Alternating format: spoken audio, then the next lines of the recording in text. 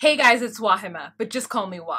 Melanated! Welcome to my recap of the finale of The Bachelorette. This is season 14. Let me first and foremost say that, I don't know, girl, let's just start from the beginning and then just get to the end and be done with it. I'm wearing this shirt in honor of The Bachelorette. It has roses on it. I feel like this was the perfect farewell, bon voyage, can't wait till we see who the next Bachelor is, shirt to wear for the season finale of The Bachelorette. Now, let's start at the beginning. As you can tell by my face, I'm annoyed. Her family received a free trip to the Maldives. I mean, if this episode was worth anything, it was worth her family being able to go to the Maldives. I'm so happy for them. So first they meet Garrett. Garrett pulls out all the stops in this episode. I mean, waterworks with the gay uncle, waterworks with the sister. I mean, and if anything, you got to get that uncle and you got to get that sister on your side. And Garrett did that. He talked about his ex-wife, why it didn't work, what he's going to do differently in this relationship. He talked to the sister about this whole entire journey and how he feels the way he feels about Becca, and that he's really excited to jump in. He loves the fact that she loves everything to be 50-50 because he's totally a 50-50 type of guy. I have a question. What does 50-50 mean? Because I feel as though they're making it seem like most couples don't want 50-50 or a lot of couples don't go in 50-50. And I think that unless we're back in the olden days where men did very little but get up and go to work. You mean she's a modern woman? Like she's a woman like most of us who are going to require a husband to go to work and then come home and mop the floor at least twice a week, right? Because we all doing 50-50 on this house cleaning business. We both live here, we're both cleaning. And I feel like that's not something that's so amazing. P.S. Let me just say that Becca's sister's hair, I mean, I'm really happy for the natural hair movement for her because like she's got that, I mean, she got some like, dare I say 3A hair. You know what I'm saying? Like as a white woman, she had her hair like that at a time where it wasn't really popular for people to embrace their natural hair. And I'm really happy that those curls are beautifully defined. So Garrett really just sealed the deal with the family and they all loved him and they felt that he was just somebody who was perfect for Becca and he showed them everything that he needed to show them and they were really on his side by the end of it. The next thing we have is Blake. So Blake comes and meets the family in the Maldives as well. He has a really great reception to them. They all have wonderful conversations, but you know, Blake is super intense, right? So the entire time he's like looking dead in their eyes and telling them how much he like loves Becca and how he runs towards relationships and fixing them and problem solving. And he's 50-50 too. And you know, he just feels like him and Becca have had this connection since day one and blah, blah, blah, blah. So when they're done with all that, Becca asks her family which guy she should choose. And this is what her sister says. Her sister says, if you want a teammate and you want someone who's going to challenge you, go for Blake. If you want someone who's going to be a great husband and a wonderful father, go for Garrett. And girl, she went for Garrett. And I know why she went for Garrett. It's annoying that she went for Garrett and it sucks because I think in the long run, she's gonna have to like really baby him. But like, think about it.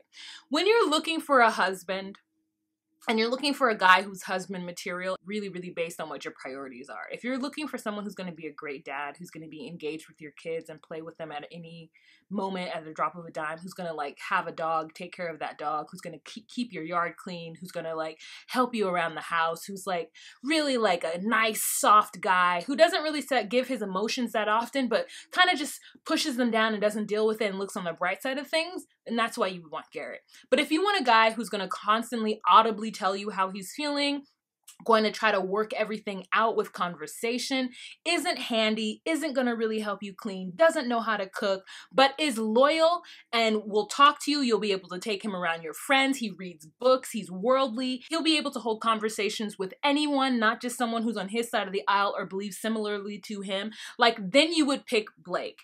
So it leads me to believe that Becca is somewhat of an alpha in her own respect, and she just needs a man who's kind of like dopey and just wants to do whatever she says and is going to be very malleable and is going to just deal with whatever's going on. She's not going to have a lot of, hey, this is how you made me feel yesterday conversation from Garrett. She's going to have a lot of that, hey, this is how you made me feel from Blake. And maybe she doesn't want to have those conversations. She just wants an old-fashioned guy who isn't scared of hard work, who knows how to do a bunch of different things around the house, who's going to love and cuddle with her even when he's upset, you know?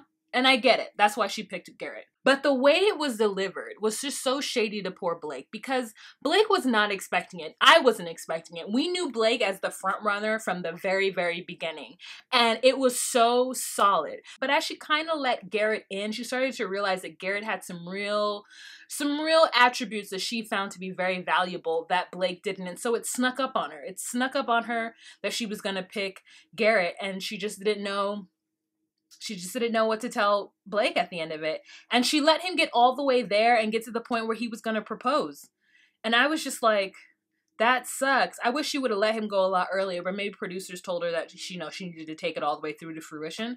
And so she did. And boy, let me tell you that Blake boo-hooed like I have never seen a grown man boo-hoo in my life. He was so into this. He thought he was going to win. He cried and cried. And while she's telling him that she does not want him and that she's going to go with someone else, he is sweating bullets. So not only is he going through this whole situation with her, he doesn't have a handkerchief. He's standing on some like pier and she's looking cute in some dress. By the way, her dress was beautiful. That beautiful white beaded dress was great. And he is sweating absolute buckets. And then she tells him that he's been great and she always knew it was going to be him and there's nothing wrong with him. But her heart is not telling her to choose him. Her heart is telling her to choose Garrett. He just is bawling into a towel after he gets away from her and is able to wash his face off. And nothing she's saying is like resonating in him because it doesn't make any sense. And she knows it doesn't make any sense. She gets very sick afterwards and she's like in the bushes, like almost vomiting. And then she has to pull it together because now she has to go tell Garrett that she chose him. So she goes with Garrett. Everything is great for them. And then right after she lets go of Blake, they take us to the live studio audience and Blake is just sitting there. And I'm just hope people are watching him and make sure that he's okay because he seems like somebody who is not going to be okay or was not okay after that whole scenario happened. He probably cried all the way home and his mom had to console him. It was probably a hot mess. We talked to Blake for a little bit in the studio audience. It's very clear that Blake is now campaigning to be the Bachelor. He pulled himself all the way together, had a very serious and real conversation with Chris Harrison, and I felt good about it. I still think Jason is going to be a better Bachelor. I think he'll be able to handle his emotions better and go through the process better. I feel like Blake is not going to be able to do it because he gets in his head a lot, and he's very, like, serious and like kind of obsessive. So I wouldn't want him to be the Bachelor, but Jason, going for Jason. So then after that, they bring out Becca. So Becca and Blake have a conversation. And again, Becca reiterates that it was always him up until the very end. And she finally opened herself up to see other guys. And when she did, she felt that Garrett was a really great contender. So that was that. And he's like, I wish you the best. It was okay.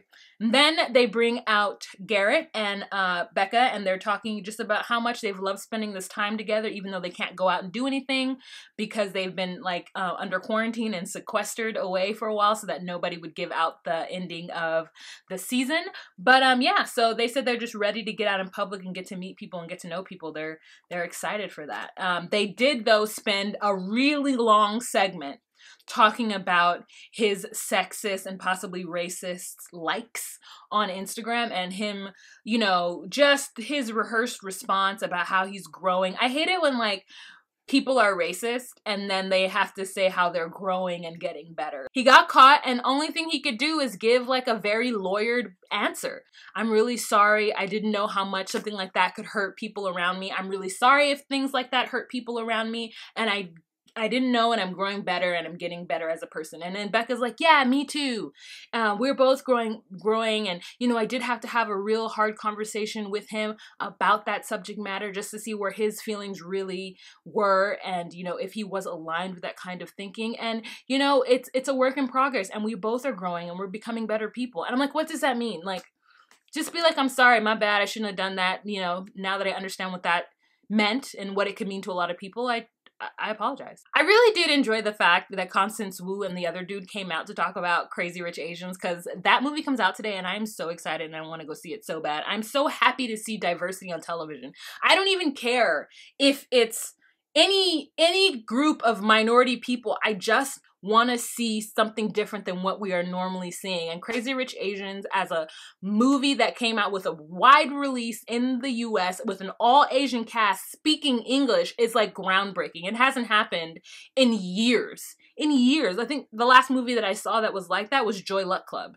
And that was a really good movie. I'm gonna go see Crazy Rich Asians because it looks amazing. And I'm glad they got their spot during The Bachelorette. That was a really good promo. Okay, so that is the end of this episode, you guys. I was disappointed. She did let me down, but like, girl, she wants a goober like Garrett. She can go on and have it. You know I'm not that invested in Becca, and I'm not worried about her. All right, you guys. I'm not gonna be doing The Bachelor in Paradise, but I will be doing 90 Day Fiance before the 90 days. I'm also still toying around with doing the 7-year switch. It's on my radar. I still might film a video about it, but that's what I'm going to be doing for the rest of this summer and into the fall. So please check me out while I recap those shows and anything else I have on my channel. It has been so much fun with you guys. Thank you guys. This audience has been amazing. Thank you so much for watching.